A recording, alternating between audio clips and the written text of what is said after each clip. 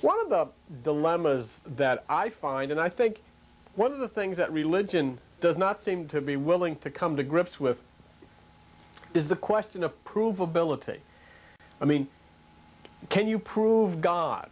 Can you prove the existence of God? And all of these things that we're all told exist, you know, that we should have faith in. But, you know, are they provable? And now, religion seems to have a lot of trouble with science. You know, science talks about evolution. Religion has a lot of problem with it. And yet, to me, if religion is true, then it would seem that it should be provable by science. Because the Bible says that the things unseen are made known by the things that are seen. So the Bible is saying, yes, nature, the universe, proves God or, you know, our religious beliefs. And if that's the case, then why not consider that? Why not consider it? The answer lies in the secret doctrine of the ancient Hebrews called Kabbalah. I can spell it in various ways. I'll spell it K-A-B-A-L-L-A-H for the sake of... Is that coming out all right, Frank? Can you see that? Yeah. Kabbalah, okay? The Kabbalah teaches that God is an ever-pervading energy that fills the universe. Now that is not acceptable to a lot of people because they want God to have a sense of humor, they want God to have compassion, they want God to be a man somewhere. So we set God up as an individual. Okay. God, however, according to the beliefs of the ancients, is the source from which all things come. In his ultimate manifestation, even according to the Bible, God is what? Light. L-I-G-H-T. God is light. That's a very interesting thing when you consider what we taught several weeks ago, that Dr. Wilson in Washington State said that the pineal gland of the brain secretes melatonin, which can destroy cancer cells. And of course, in meditation, you stimulate the pineal gland of the brain. And according to Jesus, if your eye be single, your body will fill with light. Well, then there we have an actual confirmation. Science says that melatonin is a lightener, and Jesus says your body fills with light, and this stuff destroys cancer cells. Then couldn't we say, indeed, God is light and God heals? Because melatonin destroys cancer cells and restores the immune system, according to the reports that are filling the newspapers in these days from science. Now, in Genesis 1:3, God says what? Let there be light. And if we are to look and believe as the ancients believed, he's referring to this manifestation. In other words, it could be changed in the vernacular in which we talk, let there be God. Let there be a manifestation within you of this power, of this energy, manifesting in the physical universe.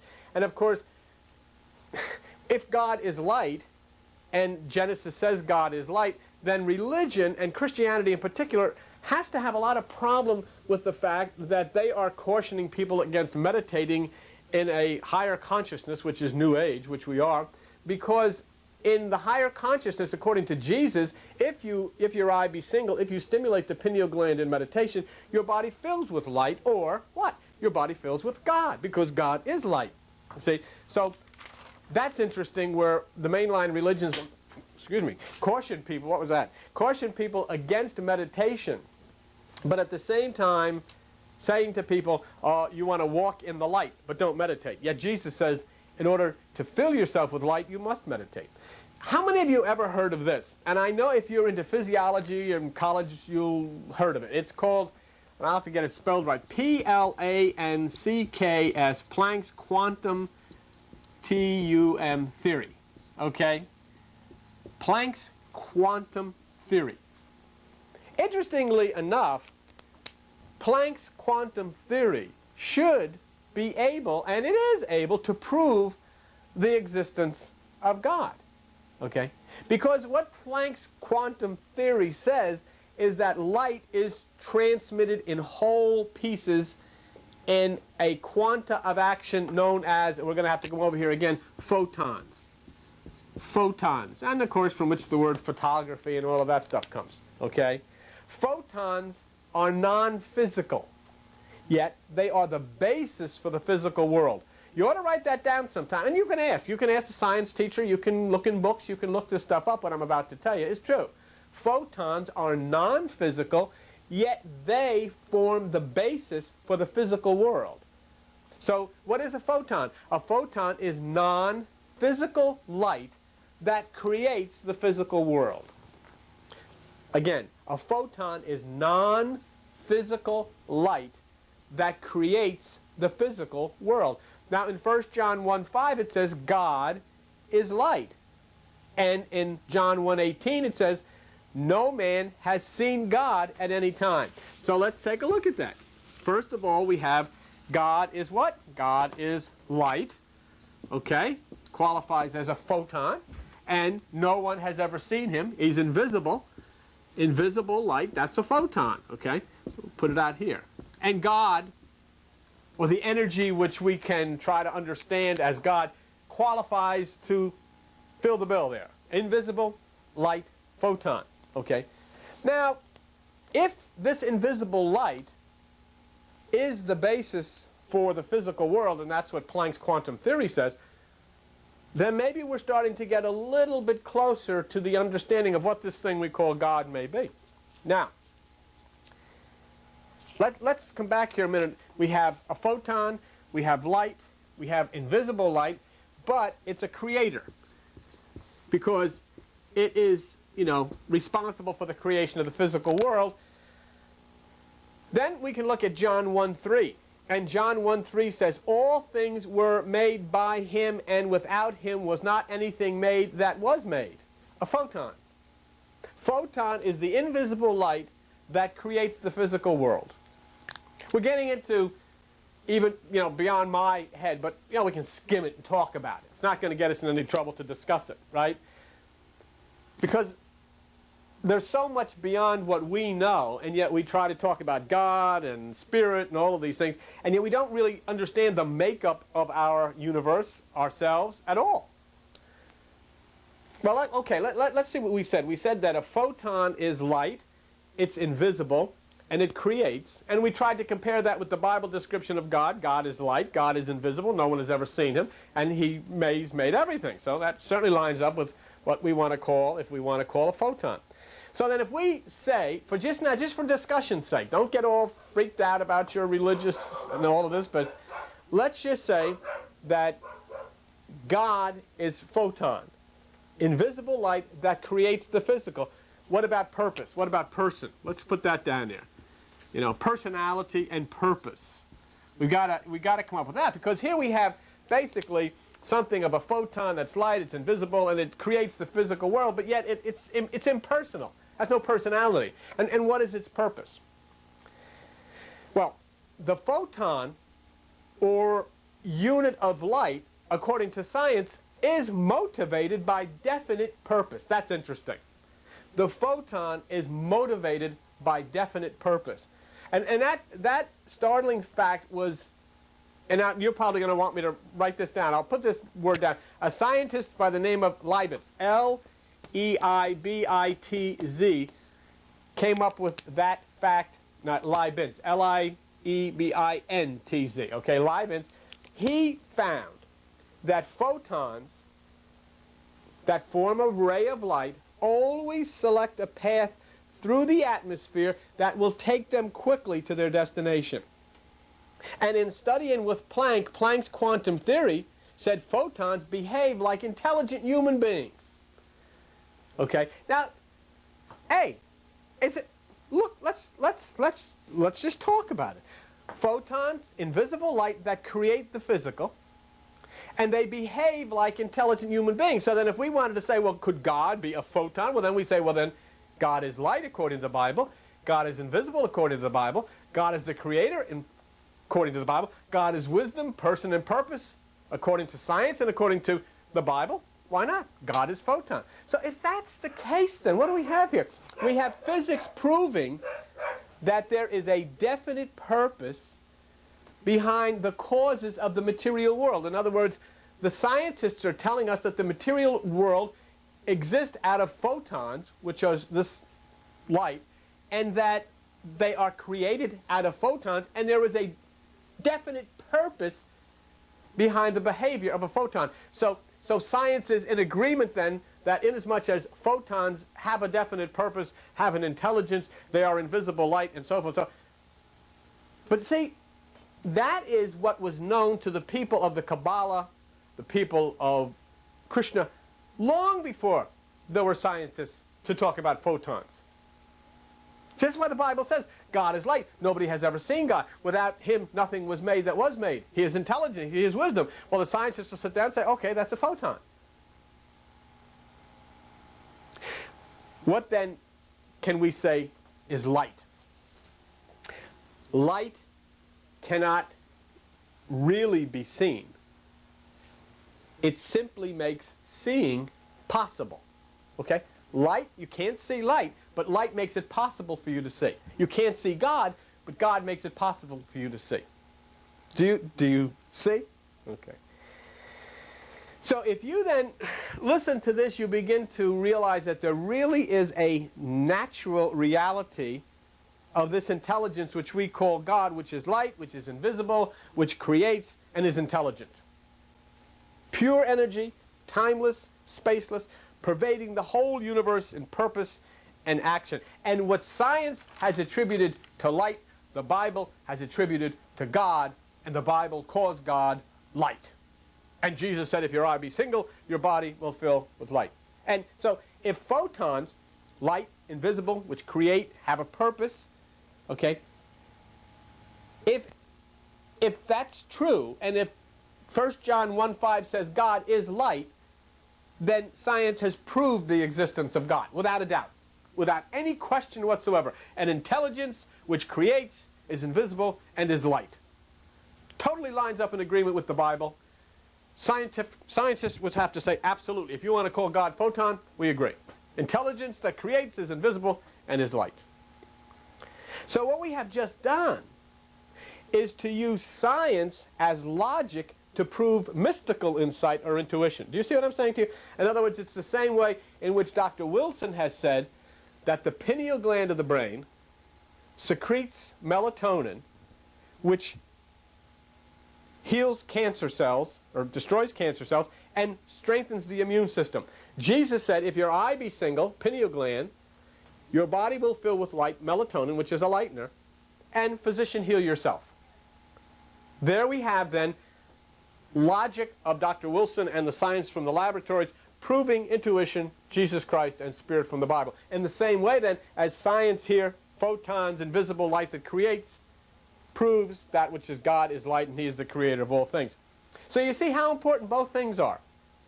And why religion comes up so short, because intuition is mystical insight. That reveals the light that creates. Logic, which is science, validates or proves intuition to be correct. Good? Not bad, not bad. In other words, science can prove to the analytical mind what's going on in the mystical mind. That's why it's so exciting in this new age to see all the changes happening and see all the scientific advancements that are proving these things. Religion uses the Bible and their beliefs and unfortunately refutes science, and that's wrong. If we use logic, science, to work with the mystical knowledge, then we bring forth that which they call the cosmic Christ. Okay? Instead of going against science, we are one with science. And instead of going against nature, we are one with nature. When I tell many born-again Christians, I'll talk to them and say, well, I use crystals, and say, oh, they say, you worship the creation. I don't worship the creation. I use crystals. I meditate with crystals. I mean, don't you use penicillin? That's mold. It doesn't mean you worship it. Let me pause for a minute to tell you that, as I said, we get into this a lot deeper when we do our services from the church. And at the end of the program, you may want to call, and you can have and get on our TV network, in which every month we send you a VCR tape, and it doesn't cost anything, and all you have to promise to do is mail it on to the next person. It doesn't cost you anything. Just mail it to the next person, and you'll see the services from our church. And doing this in front of a live audience is quite a kick, and I think you'll enjoy seeing it. So here's the number, and you can call on the answering machine, 609-971-0537. And the answering machine will answer.